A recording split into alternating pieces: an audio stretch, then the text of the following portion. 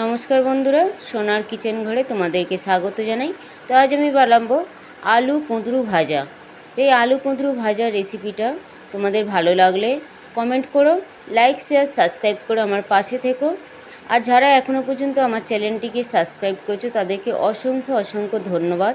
যারা আমার চ্যানেলটিকে এখনও পর্যন্ত সাবস্ক্রাইব করোনি, অনুরোধ করছি আমার চ্যানেলটিকে সাবস্ক্রাইব করে দেওয়ার জন্য।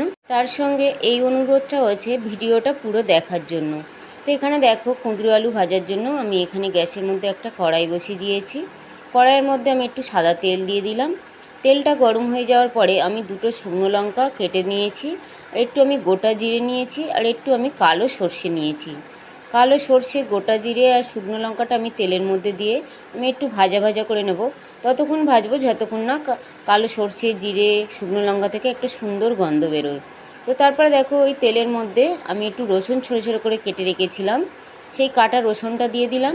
আর একটু আমি লম্বা লম্বা করে পেঁয়াজ কেটে রেখেছিলাম, পেঁয়াজটা দিয়ে দিলাম। পেঁয়াজটা একটু মোটা মোটা করে কাটতে হবে। যাই পেঁয়াজটা দিয়ে আমি খুব ভালো করে পেঁয়াজটা রসুনটার সঙ্গে ভেজে নিচ্ছি। পেঁয়াজটা কিন্তু একদমই লাল লাল করে ভাজবো না। তো এখানে দেখো, পেঁয়াজটা কিন্তু হালকা হালকা ভাজা হয়ে গেছে। আর পেঁয়াজটা দেখো আমি কিন্তু একটু মোটা মোটাই কেটেছি।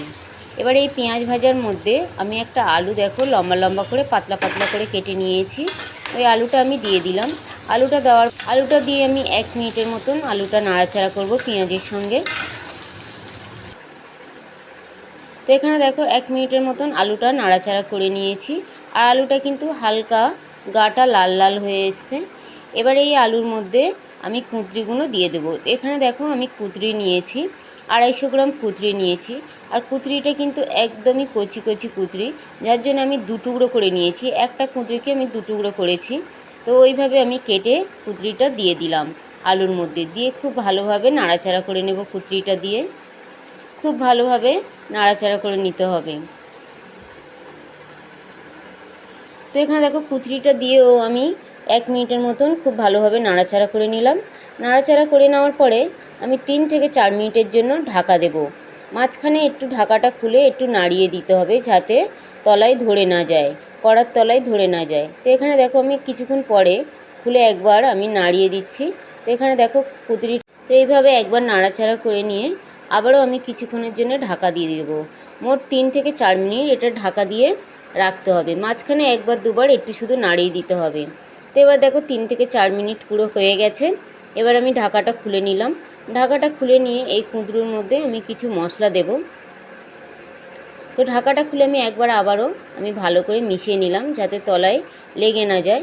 তো এবারে দেখো আমি এতে কিছু মশলা দেব। স্বাদ অনুযায়ী নুন দিয়ে দিলাম।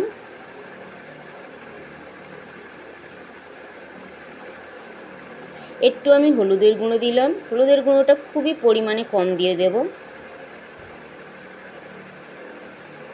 একটু আমি ঝাল লঙ্কার গুঁড়ো দিয়ে দিলাম।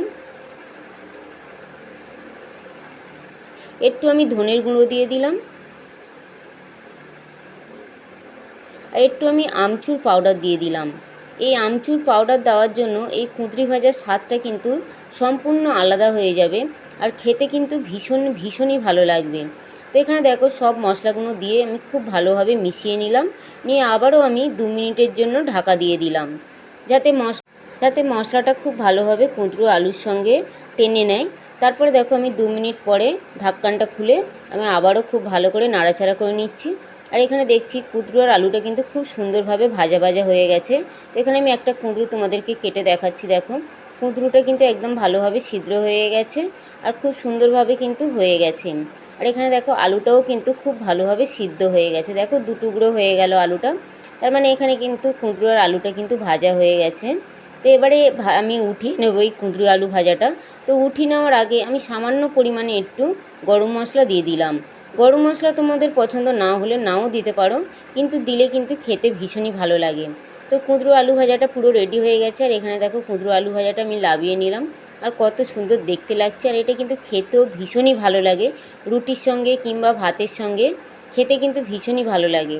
তোমরা যদি কুঁদরু ভাজা এইভাবে একবার বাড়িতে বানিয়ে খাও, ছোট থেকে বড় সবাইয়ের কিন্তু ভীষণ পছন্দ হবে।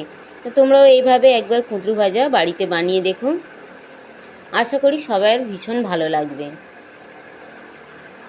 কুঁদরু ভাজা তো সবাই বানায়, আশা করি এইভাবে বানালে সবার ভীষণ ভালো লাগবে। আমার মতন করে একবার তোমরা বাড়িতে বানিয়ে এইভাবে খেয়ে দেখো।